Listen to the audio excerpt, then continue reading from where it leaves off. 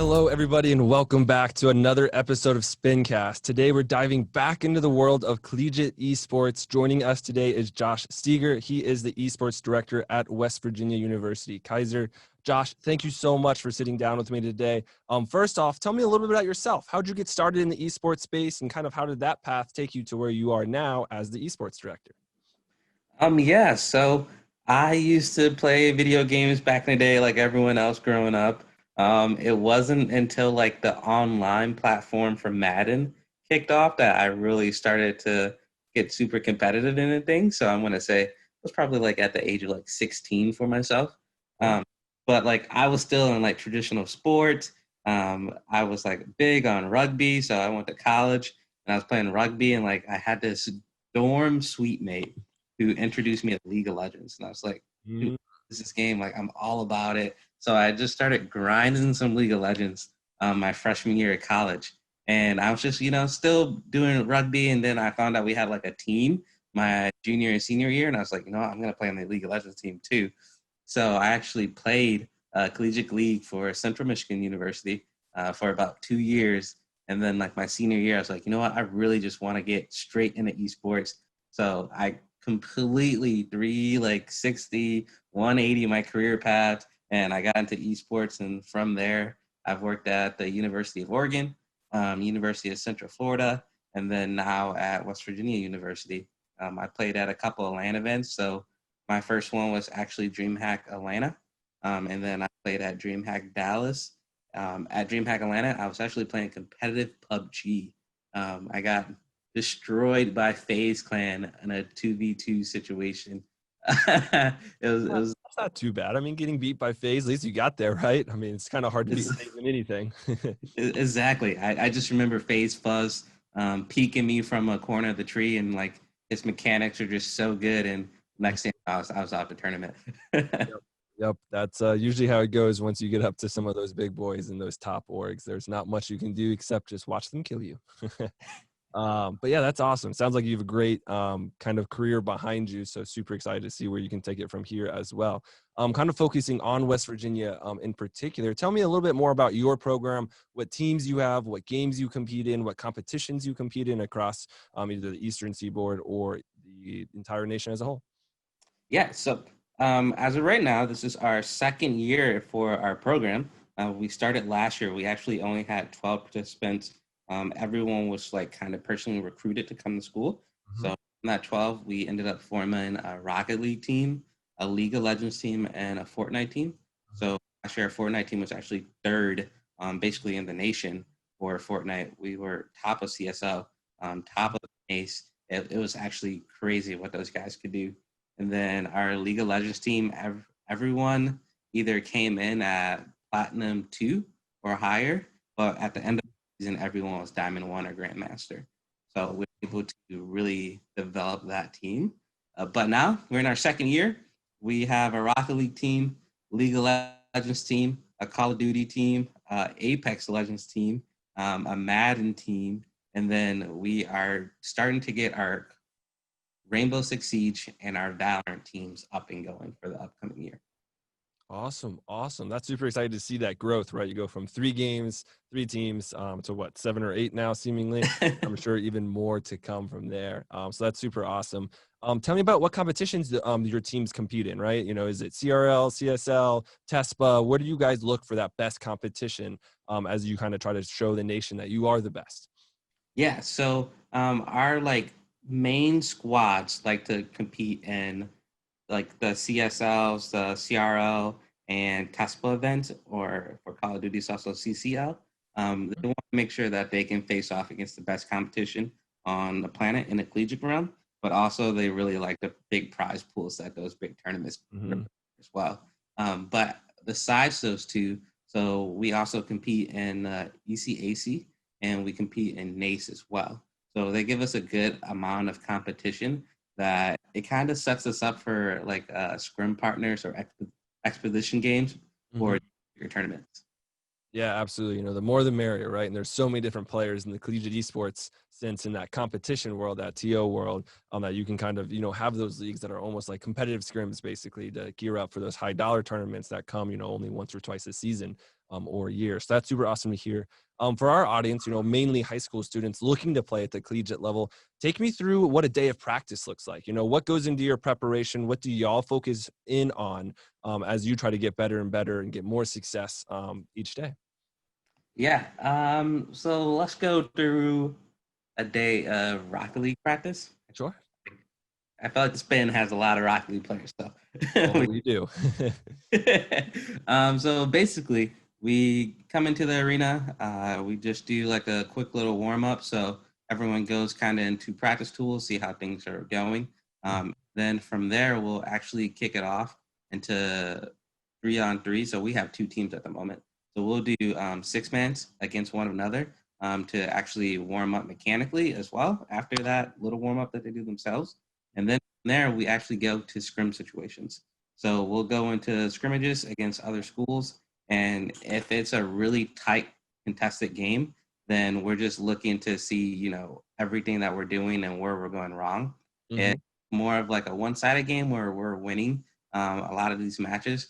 We'll actually do something like a little unique. We'll let the enemy team go up in points, and we'll try our best to come back to try to win that game, just so we can always have the understanding of where we need to be and how we need to handle different situations. Yeah. From there, we'll go to VOD reviews. We'll look over what we did right, what we did wrong, and then that also lets us understand, where people are messing up mechanically, so Mm-hmm. we can start our next practice with like actual packets of what they need to really hone their skills in, and then they can start to work on those different mechanics for the upcoming scrim. Awesome. Awesome. I love to see the variety, right? Because I think a lot of people kind of just glance over esports. Oh, all we have to do is, play competitively scrims or play in these leagues and we'll get better over time, right? But taking that more, refined, focused approach that y'all do where you have individual mechanics and team reviews and VODs, it's so important, right? And the best teams do it, but a lot of the amateur scene doesn't really do it. They're like, oh, we'll just play, right? So it's super awesome to see that you have that entire foundation so you can get better individually and within the team at the same time. Kind of going through all of that, in your opinion, what's that like one thing that really sets your program apart from others in your opinion, right? Whether that's in the practice or the way you compete. What's that one thing that you like to focus on to really set yourselves apart and what you think gives you more success in that long run? Yeah. So I want to say it's kind of our entire team mentality. Like we treat this like a varsity program. Well, we are, but like we treat it like your varsity football team. Yeah. At any collegiate event, like we want our guys and girls to be the best possible that they can be. So we give them the situations where they are able to do so, and we give them the help that they need to be successful. And at the end of the day, I think what really sets our program apart is that no matter where you want to go in the esports industry, we are 100% behind you to help you get there. Awesome. Awesome. That's that mentality is so important, right? Because it gets lost so much in esports, right? Of like, oh, that, the common world's tilted, right? We get tilted and then the whole kind of world spirals out of control. So that's awesome that you have that healthy mentality going into the matches. Looking a little more broadly now, you have so much experience in collegiate esports, working at 3 different universities now.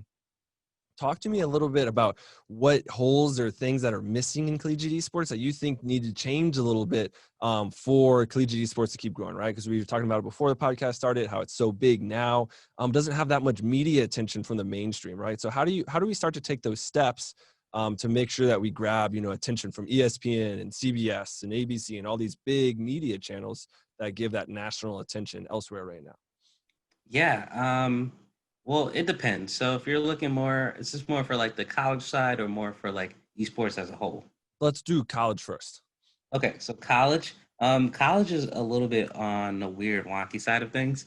So Mm-hmm. not everyone in the collegiate industry has a good idea of where to go for Mm-hmm. esports. It's kind of like they have come up with collegiate esports for their campus, and they just want it to be there, but they have no idea where it needs to take in order to be successful or how to be successful. They're just kind Mm-hmm. of putting it there at the moment because they just know a lot of people like it, and they just want to throw it out there for them.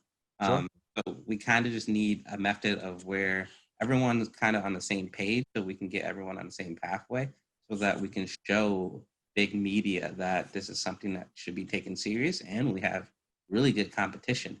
Now, with like the league starting to now with college players starting to like make it to professional leagues, that will probably start to open some doors up as well. Absolutely, absolutely. That's such a good point. I think, it's slowly changing to where the pathway to pro isn't be really super awesome when you're 15 and 16 and get recruited by, TSM or FaZe or G2 or whatnot. It's actually like, hey, go to college, refine your skill set and you see this with any kind of competition over time as it becomes more competitive and more people become involved, it just raises that bar, right? So you need more time to get to that upper level. And college becomes a great avenue because you can go get scholarships, whether that's a full ride or a partial ride, get an education at the same time of competing and really kind of, developing your skills to get that attention from pros like we see in football, basketball, baseball, and whatnot in today's kind of traditional sports world. Looking kind of at collegiate esports in a positive light now, what's, your best memory or experience working or playing in the collegiate space that really kind of, in your opinion, defines what collegiate esports is all about? And this is super broad, but just answer it however you kind of see best fit.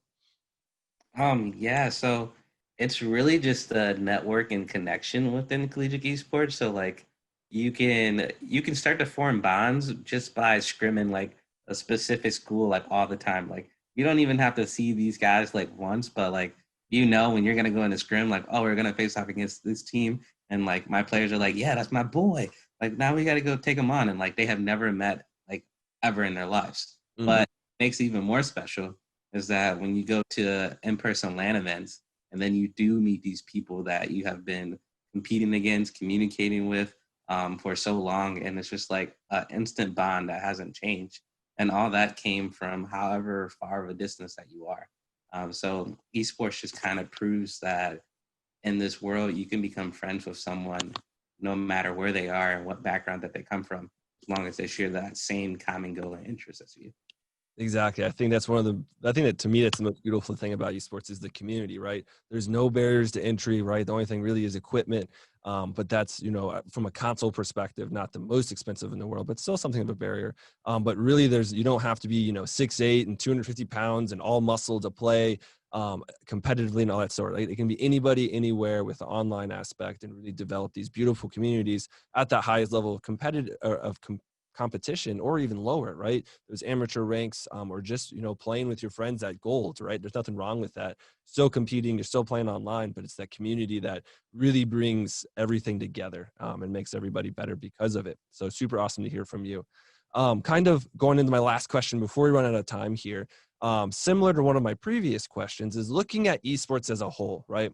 What is the one thing that in the next 5 years that we need to do as an industry to really keep going, keep maintaining that growth, right? I always ask this to try to get various opinions on this. But what's that one thing that could really catapult us becoming the world's competition or the world's sport versus just being a really big competition right now that has a great community, but not too much outside of it? So what's that one thing in your eyes from that general esports perspective that can really kind of give esports that final push? Ooh. Um, I want to say right now, esports is kind of really young and it's Mm-hmm. also just very saturated.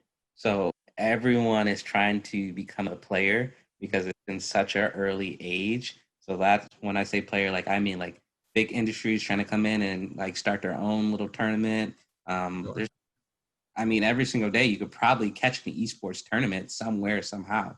That's out there. So until we can start to kind of bundle all those together and make an elite tournament group, and maybe there's subsidized tournaments that help lead into that, that will help organize the esports industry a little bit more. Uh, Mm-hmm. Hopefully that can put us on the right trend to be, that world dominating sport. Yeah, absolutely. Totally agree on that. It's once that momentum catches, it's gonna be a wildfire, right? It'll just keep spreading endlessly, especially in these days. But anyways, we are out of time. Josh, thank you so much for joining me on today's episode of Spincast. Real quick, if you will, plug your program, plug yourself, tell us where we can find you on any social media, Twitter, Facebook, Twitch, a website, anything that you want to plug, so our audience can find out more about your program and yourself. Yeah, so you guys can find us on Twitter at WVU PSC Esports. And right there, it will take you to all of our links. So we'll have a link that goes straight to our academic page, then a link that also goes straight to our Twitch page, where you can find all of our live stream action with any of our games that we compete in. So right now we only have Madden running at this time, but Mhm. it's basically the national championship of Madden. So we are super excited to keep on rolling in that. And I would love for everyone to come out and catch some competition and commentator. Awesome, awesome. Everyone check them out for sure. Great program over there. Excited to see y'all's continued growth and success. But for now, stay healthy and stay happy, everyone. Thanks for staying around the entire time. Take care of yourselves. COVID's still a thing, unfortunately. Hopefully it goes away sooner than later. But ultimately, stay plugged in.